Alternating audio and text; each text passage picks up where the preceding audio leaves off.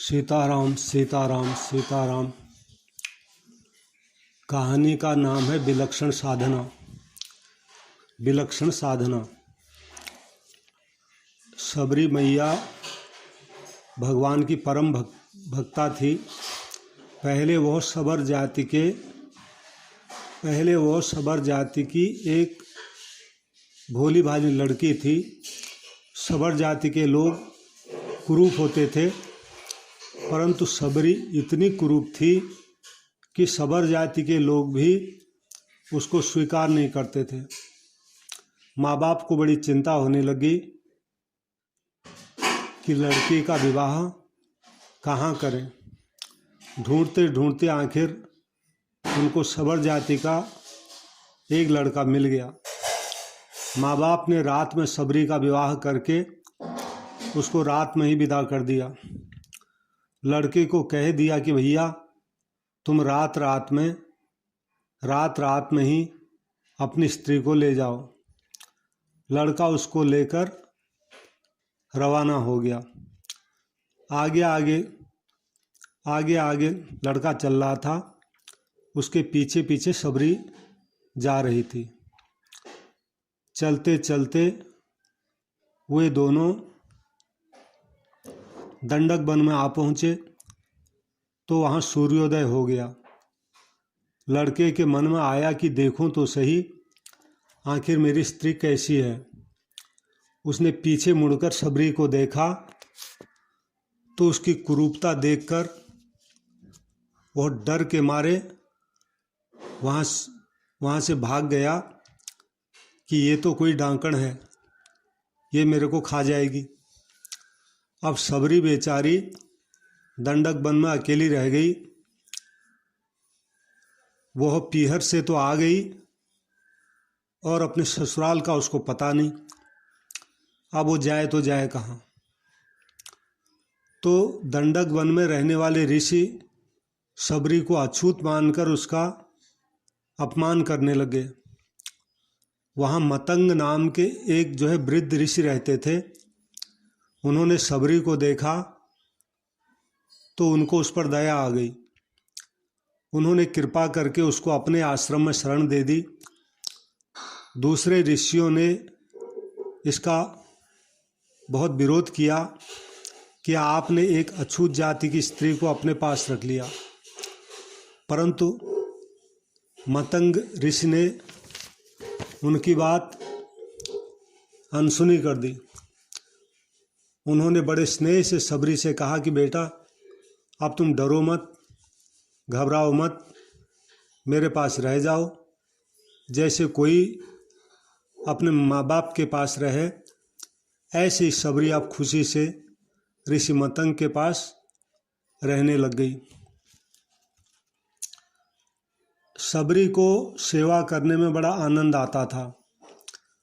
सब ऋषि मुनि सबरी का अपमान किया करते थे, इसलिए वो छिपकर डरते डरते उनकी सेवा किया करती थी। रात में जब सब लोग सो जाते तब जिस रास्ते से ऋषि लोग स्नान के लिए पंपा सरोवर जाते थे, उस रास्ते को सबरी बुहार कर रात ही रात में साफ कर देती थी। जहाँ कंकड़ होते उसके ऊपर बालू बिछा देती, ऋषियों के लिए ईंधन लाकर रख देती। अगर कोई देख लेता तो वहाँ से भाग जाती,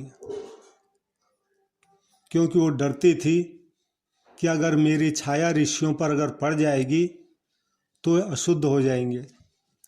इस प्रकार ऋषि मुनियों की सेवा में उसका समय बीतता गया। आखिर एक दिन वह समय आ पहुँचा जो सबके लिए अनिवार्य है। मतंग ऋषि का शरीर छूटने का समय आ गया। जैसे माँ बाप के मरते समय बालक रोता है, ऐसे सबरी भी रोने लग गई। रोने के सिवाय और वो करती भी क्या, हाथ की बात थी नहीं। मतंग ऋषि ने कहा कि बेटा तुम चिंता मत करो, एक दिन तेरे पास भगवान श्री राम आएंगे।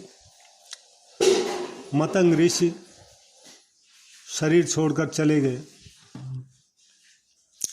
अब सबरी भगवान श्री राम के आने की प्रतीक्षा करने लगी।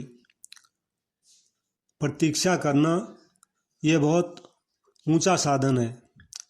इसमें भगवान का विशेष चिंतन होता है। भगवान का ध्यान भजन करते हैं तो वह इतना सजीव साधन नहीं होता है, निर्जीव सा होता है, परंतु प्रतीक्षा में सजीव साधन होता है। रात में किसी जानवर के चलने से पत्तों की अगर खड़खड़ाहट भी होती तो सबरी बाहर आकर देखती कि कहीं भगवान श्री राम तो नहीं आ गए। वह प्रतिदिन कुटिया के बाहर फूल बिछाती थी, तरह तरह के फल लाकर कुटिया में रखती थी। फलों में भी चक चक कर बढ़िया बढ़िया फल राम जी के लिए रखती थी। राम जी नहीं आते तो फिर दूसरे दिन ताजी फल लाकर धो धाकर उनको रखती थी। उसके मन में बड़ा उत्साह था कि राम जी अगर आएंगे तो मैं उनको भोजन कराऊंगी। तो इस तरह प्रतीक्षा करते करते एक दिन सबरी की साधना पूरी हो गई। मुनि के वचन सत्य हो गए। भगवान श्री राम सबरी की कुटिया में पधारे। सबरी देख राम गृह आए, मुनि के वचन समुझ जिया जाए।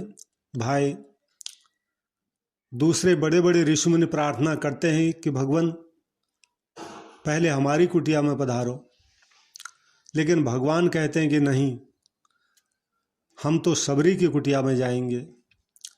मोटा मोटा मुनिना आश्रम मुकीने, सबरी ने घेर आए छेरे, बालो भगति तणे बस छाए छेरे।